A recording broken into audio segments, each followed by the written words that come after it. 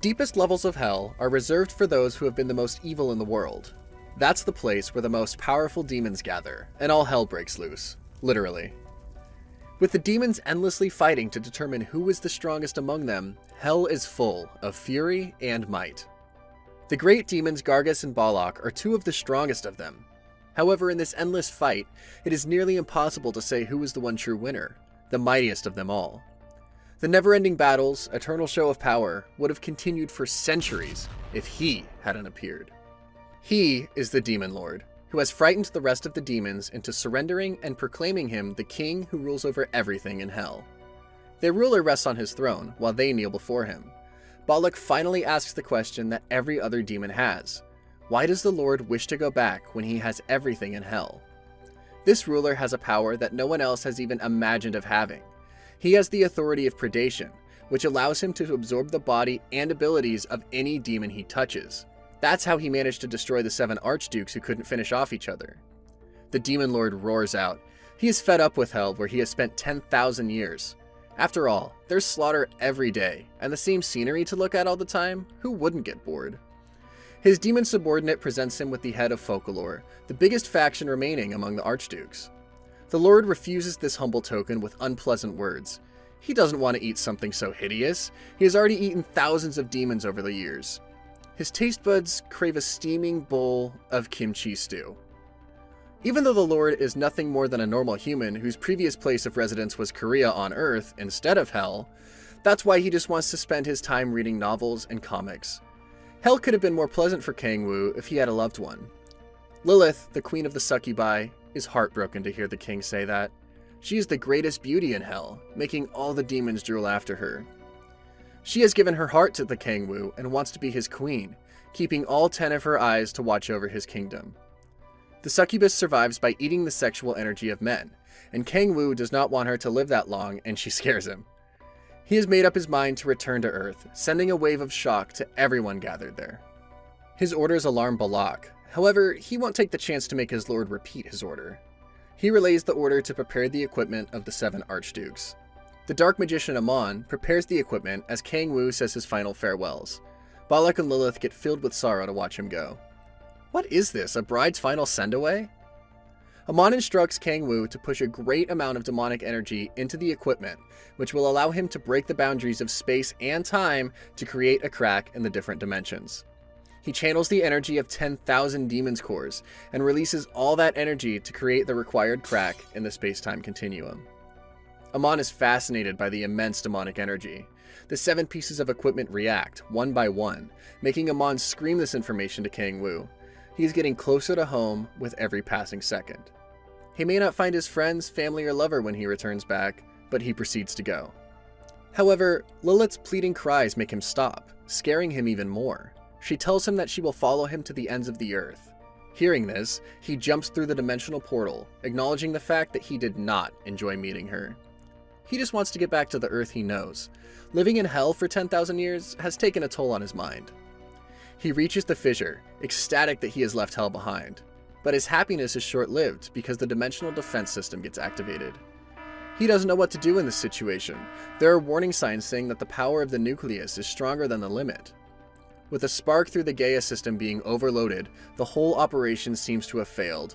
He grabs the fissure's nucleus with determination and ferocity. His vision goes blank, until he opens his eyes in a forest filled with green trees, where sunlight is streaming in. He doesn't know if this is Earth, but he has to check for any broken bones in his body first.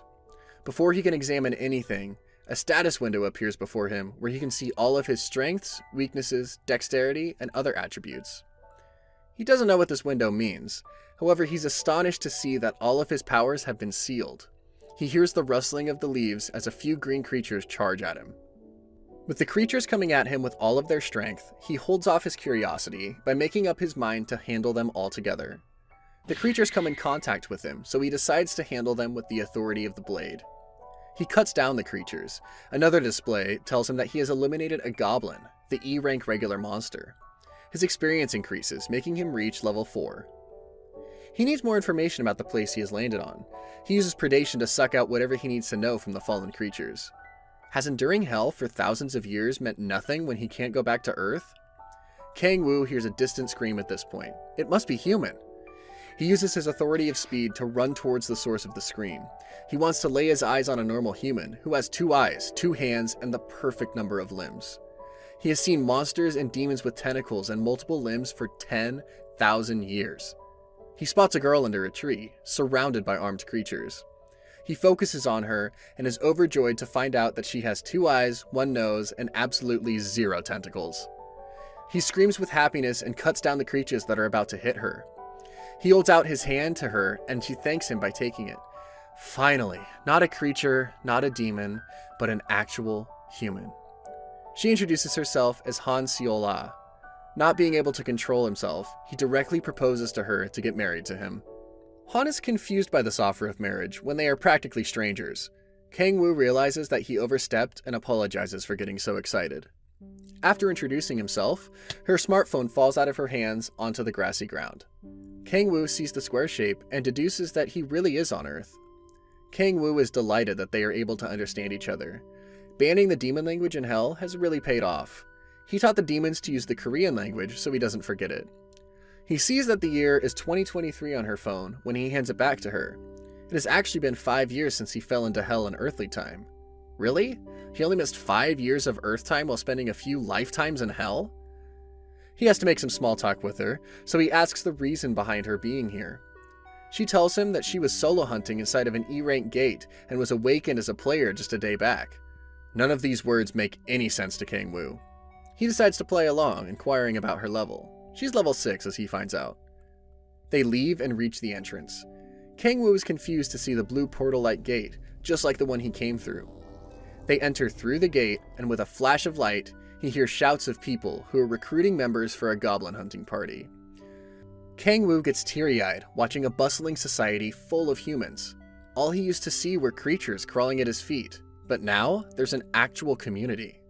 Seola interrupts him in his emotional moment, inviting him to her house to eat. The duo is interrupted by a couple of guards asking for their player cards. Kang Wu doesn't have such identification, so he decides to bring out his special power, the authority of blind, that manipulates the target's vision according to his will. A very handy power if you ask me. I'd use it all the time. He is allowed to pass through, and they arrive back at Han's house. The apartment building does not have an elevator, but that doesn't matter. Kang Wu loves the smell of old apartments, the narrowness of the stairs, and the sensation of the railings. Kang Wu is certain about a happy future since he has arrived at Seola's house already.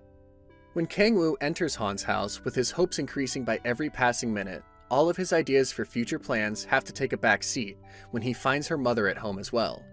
Did she really mean to just have a meal when Kang Wu was already planning on starting a family right here and then?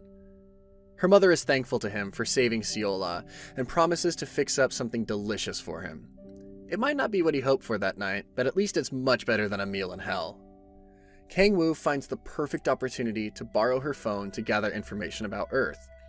He looks up articles from 2018, which is the year he was sucked into hell.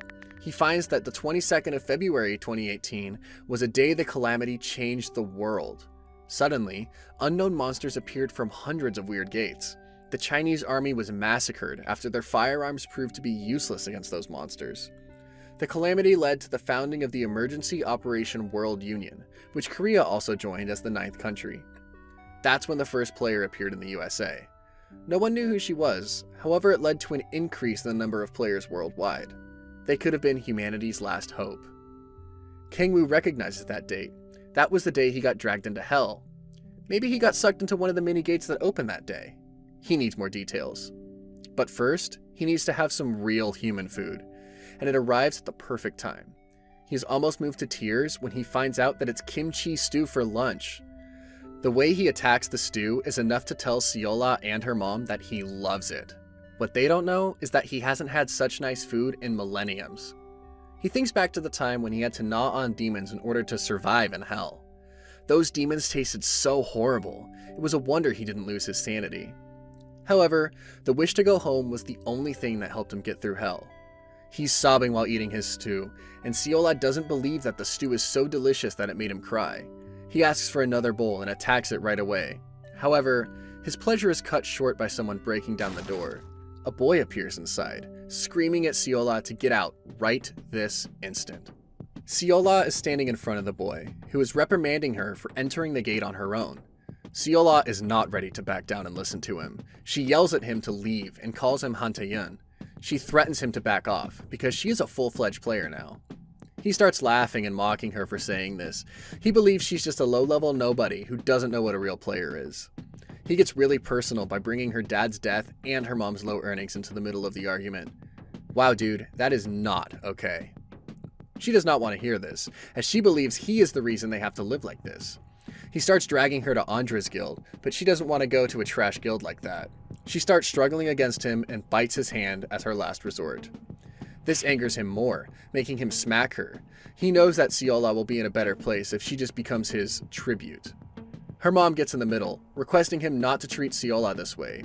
He smacks her as well, making her fall down. This guy's a total jerk. Taeyun has his ego inflated because he is a second stage awakener, and considers Seola as a low-level being. He grabs her face, telling her to do as she is told. That's when he hears the slurping sounds. It's a wonder he didn't hear it before.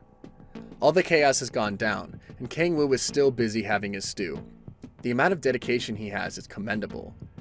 Taeyun tries to get his attention, but Kangwoo can see nothing but his stew.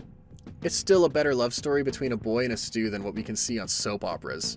Taeyun throws the bowl away from Kangwoo's hand. This was a mistake. Kangwoo is not happy with his stew being spilled on the floor. Kangwoo sits down, crying for his fallen stew, while Taeyun calls him a beggar, telling him to get up. Kangwoo looks at him, and his inner demon is awakened. How dare he knock over his kimchi stew? Looking at him, Taeyun is not the confident person he was a few minutes ago. Did he really see Kangwoo lose it? He wonders if he has gone insane. Seola tries to interrupt by distracting Taeyun so Kangwoo can run away. However, Kangwoo is really unpleasant and wants his revenge for the stew. Kangwoo starts hitting him left, right, and center, giving him no chance to defend himself or hit back. All of his ego must have blown away in a puff of smoke. In the end, Kangwoo beat him to a pulp with his foot on his head, standing like the champion. Kangwoo does not seem done with him. There is a lot left before he pays for the stew. Taeyun does not understand all of this anger is just for the stew.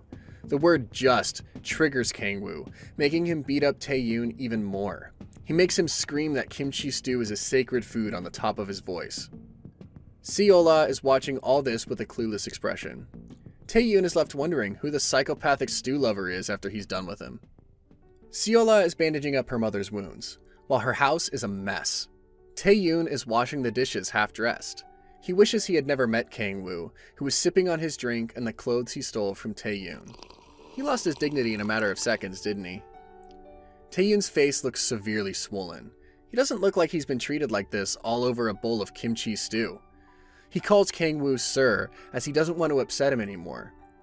Kangwoo tells him an important life lesson, which is that he should treat his life preciously, since he doesn't know how blessed he is for getting food, sleep, and clothes which he would never get in hell. Taeyun plans to report him to Andras when Kangwoo pulls him over. He uses the authority of fear on him, beginning to threaten his life, as there's no point in keeping him alive. However, he promises he won't kill him. Taeyun gets all kinds of scary demon visions, as if he's in hell. A mark of fear is etched on his soul forever now, and he has become Kangwoo's puppet. Kangwoo starts to think that he needs money on Earth. After all, this isn't hell. He comes across the Wikipedia page of magic power stones, and asks Seola to show it to him. Seola shows him the E-rank stone obtained from the Goblin Hunt. The closer the stone is to black, the higher the rank it is. However, he can't feel any demonic energy after taking it in his hand. It must simply be magic power, since his theory is disproved. What was the demonic energy he felt before? He needs to sell the stone to get some money. Seola offers to take him to the player management office near Seoul Station. She is aiming for the second stage awakening, as she has found an angel in Kangwoo who is here to help her. When she goes to get ready, Kangwoo knows that he doesn't have any intentions of helping her yet. He can't move with someone so weak. It will make his hunting efficiency decrease. He has to be cold-hearted in order to become stronger for survival, just like in Hell. He's gotten out of Hell, but Hell hasn't completely gotten out of him. He is dumbfounded when Seola asks if he has his ID, asking if they can go to the district office first. Kangwoo has his reissued ID on the train, and doesn't like the fact that he got it so easily. He wasn't put on the missing persons list, which means that no one noticed he was gone. It's a bit sad that no one wondered about him in 5 years. His mood is uplifted for a bit when Siola shows him the scenery out the window of the train. Maybe it'll be different now. They arrive at the Seoul Player Management Office headquarters, which is massive. Siola hands him her old phone so they can correspond later. Kang-woo is so happy that he found an angel like her. She leaves to register for the beginner's lecture and asks him for dinner after they're done. 2 days back on Earth and he's already booking dates. Kang-woo goes inside the office and is fascinated. The scale of this place is definitely no joke. Players may be the most important figures in the world now. Kang-woo gets the number 18 in the waiting room, which isn't horrible. He's instructed to wait at the test room by the machine, where he has to listen to a lot of players discussing their stats. He overhears the name of the 5 great guilds and immediately looks them up on the internet. Each guild is made by Korea's top 5 rankers, and Kang-woo thinks he just has to regather his strength to be able to meet them. The player title can help him be even stronger than before. Kang-woo's number is called out, and he is seated in a new room. A girl tells him to put his hand on a ball, which will change color according to his ranking. He thinks that he will come out as too strong. However, all his dreams are shattered when he finds out that he is an F rank. How did that happen? Wasn't he supposed to be a mighty demon lord? He is told that he will receive an E rank player card, and he can only enter the gates of the same rank. However, he needs a guardian signed permission letter if he wants to enter the higher ranked gate. Are his powers so unnatural that they gave him such a low rank? Of course, all of his ex-demon subjects will have a field day if they find out that their lord needs an adult's permission. He learns that he can get his rank upgraded if he goes through the educational route, or submit a certain number of magic stones. Doesn't this count as bribing to raise ranks? Kang-woo receives his E rank card as he decides that he's better off with his current ranking. Maybe he should give up playing after getting such a low rank. The worker at the desk, who is making snide comments about Kang-woo's rank, is shocked to see that the crystal ball turns black after he leaves. The darker the ball gets, the more powerful a player is supposed to be. No other player has turned the ball black. Is Kang-woo better than he thinks he is? Kang-woo is near the gates, where all the players are looking for different parties to join. No one wants a rogue rank, though. Why is everyone so cold towards this rank? He enters the gate alone and is relieved that he hasn't fallen back into hell. He walks a few steps when Mr. Taesu and his party bump into him. Mr. Taesu wants him to join his party and forces him to say yes after getting an agreement from his group members. After a long discussion about Taesu's age, Kang-woo turns down his offer of joining their party. Taesu warns him about the hobgoblin who's a boss monster on a completely different level. Kang-woo thanks them and goes away on his own, since he isn't an F-rank newbie, and works well when he is alone. After tracing the goblins for a long while, he finally finds them and dives right into their group as he is ready for a fight. Kang-woo thinks that fighting all the goblins is a piece of cake, and cuts through them without much effort. He is amazed by such a large group of goblins after fighting off half of them, but he doesn't look done with them, so he vows to enjoy getting rid of them. It is tiring when there's so many of them, but he has dealt with them all, and is satisfied to see that his level has increased as well as his demonic energy. He uses the authority of predation on one of the dead goblins, and senses demonic energy all over his body, which differs depending on when the goblin died. This means he can prey on the monsters and gain demonic energy from them. This is good news, as he can sell the magic stone this way. First order of business is to gather all the magic power stones. How much chicken can he get after selling all these stones? He starts craving chicken and decides to eat it with Han. His dinner plans sound promising until the furious hobgoblin starts charging towards him, and apparently he can control demonic energy. Kang-woo tries to fight off the hobgoblin, however it is way too strong for him. There's a vast difference between both of their physical strength, and he has to keep dodging the powerful punches it is throwing at him. He is bouncing off its armor since his stats are still low. The hobgoblin isn't done with him, and Kang-woo needs to come up with a plan to fight him off. This one is certainly different than the other goblins he just killed. However, Kang-woo isn't as weak as he thinks. The hobgoblin is entertaining his prey, which he declares with a straight attack that makes it fall back. This is the perfect time for him to use the authority of rage, which the goblin imitates. It has taken Kang-woo's bait, as it starts attacking him like a rageful monster. He has more openings to hit it with his disorderly attacks, making Kang-woo's plan work for the time being. Kang-woo is standing beside the helpless body of the hobgoblin, and gets an update about his stats. He has unlocked the higher levels and can absorb demonic energy much faster now. Of course, he tests out his new abilities by absorbing the Hobgoblin's demonic energy. Killing strong monsters is always worth it, obviously. King Wu is a little worried after finding out that his demonic energy has increased a lot more than he expected. Can this be dangerous for him? He realizes that the seal of the 10,000 Demon Core has been restored, which allows him to be able to restore his original powers by just increasing his levels. Today is just a lucky day for him, and he just needs to get to the third awakening at level 20 to achieve his goal. King Wu is finally having his dinner with Han, and chicken is obviously on the menu. He is definitely enjoying his food, while Han asks him about his friends and family. She wants to know him better, and this is an excellent first step in that direction. She offers him her place to stay, after finding out that he has no one in the city, as she is grateful to him for helping her out. He knows that he has to offer her something special in return. Therefore, he gives her the money to help her out with her financial issues. How thoughtful is that? She's really happy with this gesture, and promises to make kimchi stew the next day with even better meat inside. King Wu is already making plans of eating kimchi stew every day at Han's place, and can't hold back his excitement. He asks her about the D-rank gate nearby, and decides to go there as soon as possible to awaken more quickly. Moreover, he doesn't even seem bothered about the lizard men that are rumored to come out of the D-rank gate. What do lizards taste like? That's the only question that seems to occupy King Wu's mind. Han shows King Wu her brother's old room, which is supposed to be his latest abode at her place. He's happy to be back, and being able to sleep in a warm and comfortable bed, it's the best decision he has ever made. The next day, he is at the D-rank gate, and spots the rogue player who is begging everyone to take him with them. Why don't they just bring him along if he's so desperate? King Wu steps on the other side of the gate, and uses the authority of silence to quietly get started. He is interrupted by a party of 3 lizard men, who have bad eyesight, so it is important to approach them quietly. The lizard men look much better than all the monsters back in hell, for sure. He remembers that Han told her that they don't like fire, for which he has the perfect solution, and uses the authority of hellfire. Continuing to burn their life essence with the hellfire, his mind wanders over to Taeyun's guild, which was named after Andros. He can obviously destroy him if he tries to bother King Wu, just like he has dealt with the lizard men, simply and efficiently. King Wu seems to have consumed all of the lizard men's demonic energy. However, he's unsure. He decides to double-check everything, since it's better safe than sorry. His deep thoughts are interrupted by a large party of players, led by Hunjunsi, who clearly doesn't like King Wu and is here to mock him for having no monster corpses around.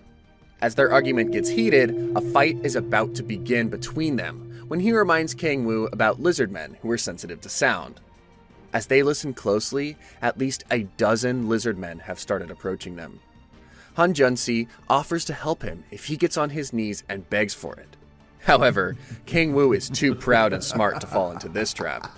Hunjunsi is not aware of the authority of sound, which King Wu uses to divert the lizard men's attention towards his party. They prepare to raise the barrier, as the whole horde of the lizard monsters jump on them. They need to find a quick way out or end up dying in the worst way possible. King Wu climbs on top of the tree to get a full view of Hunjunsi's reaction, while he mocks him and his situation. He doesn't have to worry, since he isn't the one dying right now. He is being protected by the authority of silence, which Hunjunsi is absolutely shocked to witness, as he has never seen such power. Hunjunsi tries to stay silent, while the rest of his party is murdered by the lizard men one by one. His only way out is to beg for King Wu's help, who is enjoying the show and doesn't want to help. He has a smirk on his face when the lizard man tears up Hunjunsi's face as he has fought evil with even greater evil. After the lizard men have taken care of the human party, King Wu used up his special fire abilities to fight them off to increase his levels. With the players' corpses lying there, he tries to use the authority of gluttony to consume their special abilities. However, he finds out that the Gaia system protects all the players from such a power. Doesn't matter to him anyway, since demonic energy is the top priority at this stage. He is glad to find out that the power and quality of the energy has increased significantly, and gets excited about the third awakening. He decides to go on a little killing spree, before finally heading home, as he doesn't look like he's done for the day yet. The next morning, he finishes off the delicious breakfast cooked by Han before going to the gate to hunt. She thinks he's pushing himself too hard. Maybe he should think about taking a break. Han tells him about her classes and is excited about going goblin hunting to level up, as she needs to reach a second awakening. She warns him about cow players around the gates who fake their ranks and attack players. Is this rumor going around because of him? It isn't possible, since he's looked around for witnesses last time. However, he doesn't have time to think about simple rumors, so he gets done with his hunting for the day after entering the gates again. He has reached his third awakening and tests out his powers. It seems like a lot of demon energy is leaking through the broken seal, and he doesn't mind it at all. Moreover, he spots a magic stone and picks it up to find it glowing. Kang Wu's third stage awakening attribute is mana craving, which allows him to absorb demonic energy from the stones. He is pleasantly surprised to see that it gives him the same amount of demonic energy as a monster, so he can double his speed of reaching his goal.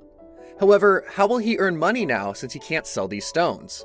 Well, he can think about that when he runs out of his current cash.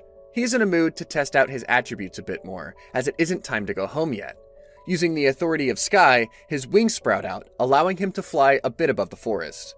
However, all the trees are blocking his view, and he wishes that he could use the authority of observation. Suddenly, he hears a familiar voice and goes over to the source. Looks like Tae-Soo has found himself in trouble with the rumored fake players, who were attacking the rogue player from before. So, he finally found a party and now his own members are attacking him. This guy doesn't look like he has luck on his side. Kang Wu watches from behind the bushes, as Tae-Soo puts up a tough fight against the fake players. It looks like they're preparing to hurt him badly, since they can't kill him. What's the reason behind them holding back, though? On the other hand, Kang Wu is still wondering if he should help him out. Maybe he should make a pros and cons list for this situation. However, he decides against losing more time and interrupts their torture session. The fake players are too confident about being stronger than Kang Wu, and one of them runs towards him to kill him instantly. However, it takes a single punch from him to send this fake player flying away with a beat-up face. He uses the authority of Destructive Void on the other fake player, making him lose on the spot. He wants to know where they got the demonic energy from, as he observed them using it. Did they arrive back from hell as well?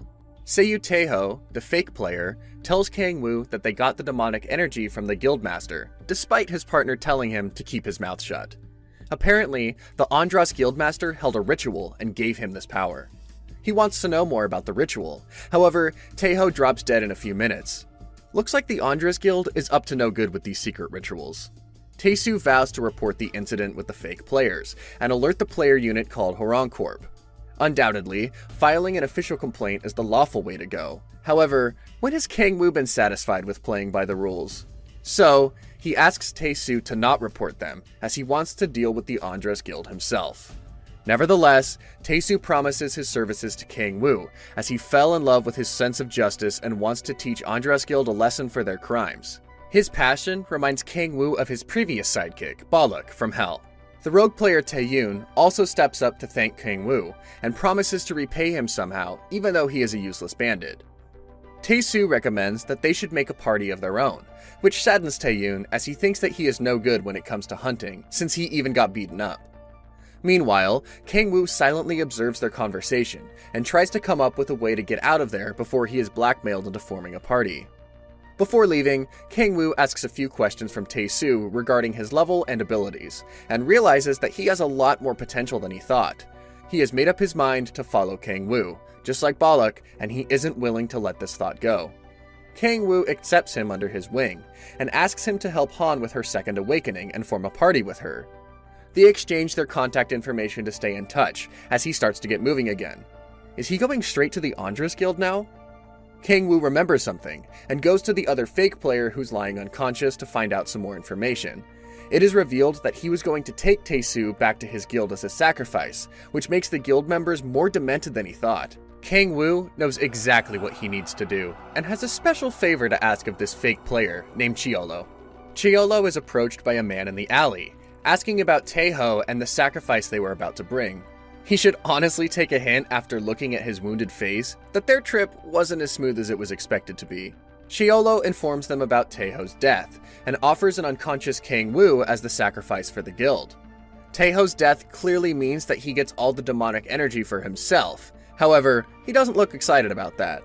Chiolo quickly leaves from there, using Taeho's death as an excuse for him being scared and confused. This leaves the other man a little shocked about his behavior, but he doesn't consider him important enough to waste any more time with him. Kang-woo is brought to the guild leader as a sacrifice, and he doesn't care about the death of his fake player as long as he gets what he wants. The ritual has started, and the guild leader is eagerly waiting to get more demonic energy for the players, so that he can become a full demon by the end of all these ceremonies.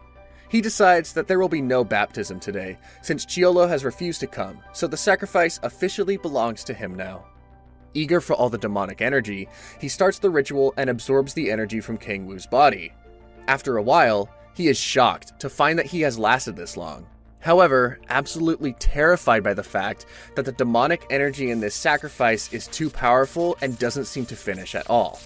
Why isn't this weird energy stopping? The guild leader has to scream at the top of his lungs to put a stop to the ceremony, after which Kang-woo gets up all fresh, asking for the ceremony to go on. The leader gets extremely angry and tries to attack him, but he gets blocked by the intense demonic energy running through Kang-woo's body. He has never faced an opponent like him, has he? He orders the rest of the guild to attack Kang-woo, but no one is able to put even a scratch on him and gets defeated. They are the most useless guild members ever. The guild leader tries to show off his demonic energy by scaring Kang-woo with hellfire. However, he doesn't know that he is dealing with the person who has ruled hell for generations. Kang-woo has a few tricks of his own to show him, starting off with the intense hellfire that can burn souls. Watching this, the guild leader drops on his knees, calling Kang-woo the great incarnation of Andros. Apparently, he is the chosen one who is supposed to guide them all out of their doomed destinies, and everyone bows down in front of him. Kang-woo is impressed with his timely reaction, and has to give him credit for it too, as he understands his place and is literally begging before him. So, he decides to play along and uses the power of the sky to float above everyone with his wings. He accepts being the great Andros, the king of all demons, which isn't a complete lie anyway. His first order as the newly appointed king is for the leader of the guild, Cho Dio-kun, to dismiss all of his subordinates as they need to have a private conversation. What is this top secret conversation even going to be about? Kang-woo tells him to stop pretending that he is the great Andros, when he clearly isn't. Only he is allowed to ask the questions today. Beginning with his first question, Kang-woo asks him how he learned to create a crack in magic from the magic stones. Cho answers by telling him about a guy who approached him to preach the demonic religion. Kang-woo hits him after hearing this, but Cho continues that the guy was powerful enough to take over their guild in an instant. They had no choice, as they would have died if they refused to follow his orders. It is a pretty difficult situation to be in. However, he reveals that he hasn't seen the guy ever since, and all the orders arrive by mail. Kang-woo thinks about what to do. He could just leave them to their cult, however they know how to get to hell. He can't overlook this fact, obviously, so he demands to see the mail from the mysterious guy. He's shocked to find just one letter where the guy has only instructed Cho to accept the demonic energy and find as many players as possible. And all of this is just to turn Earth into hell, which sounds terrifying. Kang-woo wonders if there are other people who have been preached to. Surely Cho isn't the only one who is helping them increase their forces. Kang-woo is furious about the fact that all these demons want to turn Earth into hell. He doesn't want to live in hell, yet again. In all of his anger, he tells Cho to investigate this demonic religion and not to perform any more of these demonic ceremonies. And most importantly, he has to keep this conversation a secret. He decides to find out more about this religion, and get to the bottom of it before returning back to Han, since it has been quite a rough day for him. Han has been worried about him since he left for the gate a long time ago, and hasn't even been answering her calls. He thanks her for worrying about him, and is delighted to find out that she is cooking kimchi stew. He is happy to get a delicious dinner every day. She also tells him that she got her second awakening, with a special ability called the Blessing of Light. At this rate, they will be a powerful group if they form a team with Tae-soo. She wants to help Kang-woo with her new rank, instead of joining a guild. However, her heart breaks when he tells her that he doesn't need her as of now. He assures her that they will eventually form a team and enter a high-ranked gate together one day. She agrees to meet the tanker he has suggested and form a team with him. Hearing this, Kang-woo happily enjoys his kimchi stew and promises to protect this Earth with his ramen toppings. The next day at the player support center, Kang-woo isn't really pleased to know that his C-rank card will come in a day. What is he going to do while he waits for the card? He hasn't had a full day's rest since he came back on Earth, so he obviously doesn't know what to do when he's bored. He doesn't want to spend his time on webtoons and novels, so he decides to come up with something better. He has to enjoy his time back on Earth, so he walks into a PC room. He gets excited to see that he can even order food here. Ramyun will surely taste the best in this PC room. He searches for some games and starts playing the most popular game, in which he gets gold for every time he kills a monster. Doesn't sound too hard, does it? He starts enjoying his games while eating his delicious ramen. He wins the game with his skills, and another player behind a PC is screaming out loud.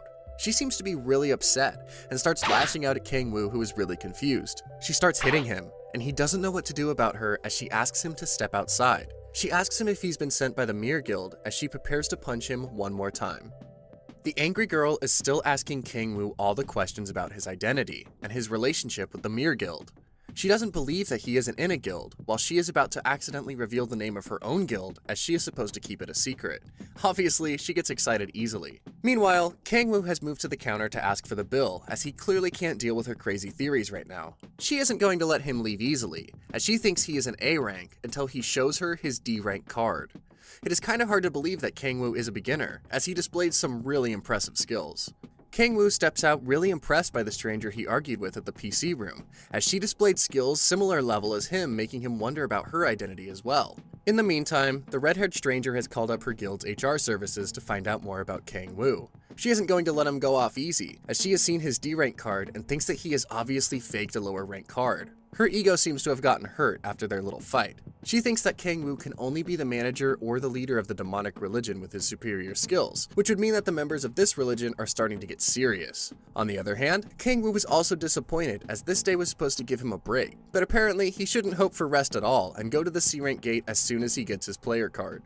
The red-haired stranger wants to maintain her position as the strongest and highest ranked player, but can't let Kangwoo take it away from her. She is so furious at him that she promises to find him somehow and deal with him as soon as possible. Kangwoo has arrived at the C rank gate and is curious to see that there are trolls here, but he knows that he has to hunt whatever he finds inside quickly. The guards tell him that he can only enter if he is in a party of 5, which is hard for Kangwoo since he prefers to work alone. However, solo play is forbidden inside this gate as the chief troll has appeared. How lucky is Kangwoo that all the boss monsters appear as soon as he gets his license? Kangwoo looks around at everyone and observes that the C rank gate definitely gives off a different vibe, as the equipment is much nicer and the security is stricter. He watches as all the other players are either preparing to fight the boss monster or backing off out of fear.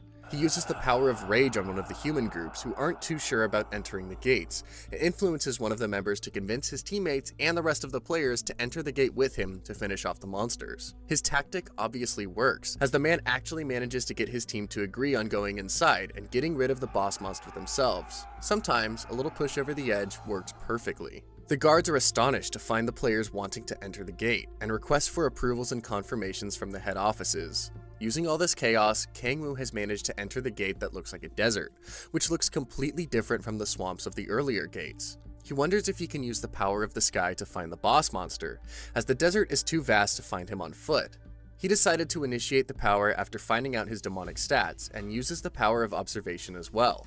He has finally found the leader of the trolls, but doesn't know what to do about the troll soldiers surrounding him. At this instant, all the players have entered the gate as well, fully charged to fight the trolls. Kangwoo can probably use them to his advantage, as he can have them take care of the soldiers. Kangwoo lures the trolls away, and hits the chief troll with full force, but he is absolutely amazed to find that the boss monster is defeated in just one hit, helping him gain 4 levels.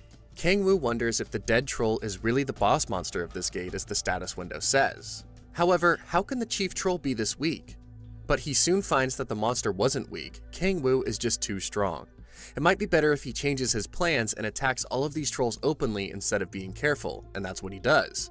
He starts fighting the trolls, promising to cut through all of them in one go. He wants to test his theory, and actually does manage to kill all of the trolls with one hit. At this rate, he will reach the highest rank in no time. Standing on top of the trolls' bodies, he uses the authority of predation to increase his demonic energy. After all, he needs his rewards after a hard day's work. Kangwoo gets his player card verified, while trying to get some information out of the government guard regarding the demon cult. However, the guard refuses to tell him anything useful, as it's their duty to carry out these investigations. Kangwoo has no choice but to agree, as the guard advises him to be safe and raise his levels in the D rank gate. He has to put up a straight face in front of her when the guard compliments him for his kind heart. He gives up trying to extract more information, and decides to go home, as he now knows that the government has started their investigation on the demon worshippers. He calls up Tae-soo, and makes plans to meet up soon with him. A few days later, Kangwoo brings Han to meet Tae-soo, since she is the healer he had told him about. Tae-soo obviously thinks that Han is too cute for her own good, and immediately agrees to take her to the D-rank gates to hunt. Han is embarrassed when Tae-soo calls him sister-in-law, but he makes her comfortable soon enough, asking about her traits in more detail. She elaborates on the Blessing of Light trait, which gives her the ability to use the buffs that raise strength, health, and dexterity.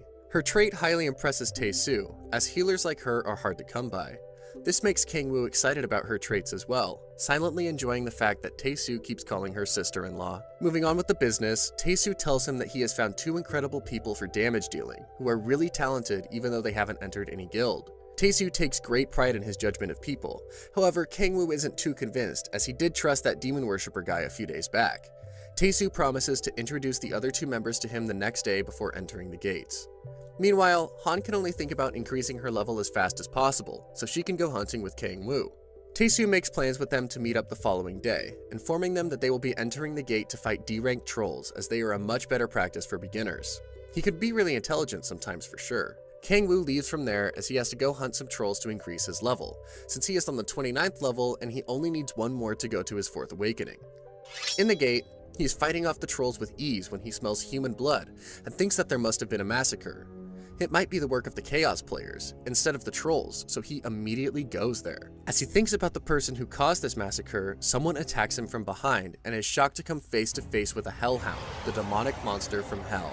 The Hellhound charges at Kang-woo, but he manages to dodge it as it looks real by how sturdy it is. How did he escape from Hell?